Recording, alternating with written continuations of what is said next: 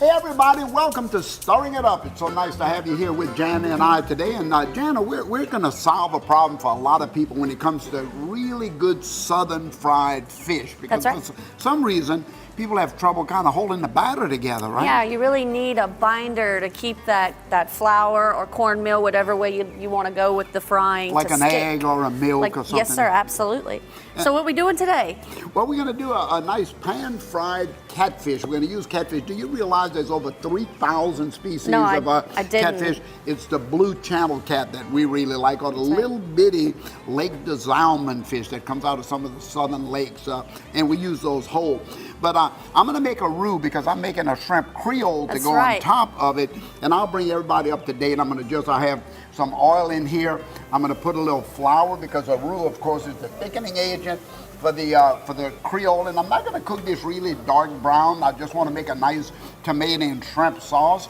So while this is making me hungry already. Yeah. Now you see how I kind of got a nice color here. It's kind of almost like a light tan color. I don't want a really dark roux here. Yeah. I'm going to make my Creole sauce by putting in my onion, celery, bell pepper, garlic. See, that's all got to go into that nice light roux. And I'm going to stir that around just for a second. Then, oh, look how the vegetables are going to cook so fast. The garlic, you smelling that? I'm smelling it, Chef. It smells good. I wish you could smell it too. So what I've done here is I've taken our catfish fillets and we've just let them marinate in some milk. Yeah. And I've got our flour, our seasoning flour. We've got cornmeal, equal parts cornmeal and all-purpose flour, a little cayenne pepper, and some seasoning. I'm gonna just mix these up and get it ready to fry our catfish. And that cornmeal kind of has a nice little grittiness to it. Gives it a good texture. It gives it a really nice, the flour, of course, helps with the binding on the milk. And of course, temperature is important too. Your oil is at what temperature? Oil's got to be hot. Right now it's at 360 because it's gonna drop just a little bit when that catfish goes in there. And that's the biggest problem you have with frying fish and keeping the coatings on. The oil is not hot enough. So while you're braiding that, I'm gonna go ahead and finish this. I'm gonna put shrimp in this is my roux. I have my onions and all of that in. I'm gonna go ahead and add all of my shrimp in because I'm making a shrimp Creole while you're braiding the fish.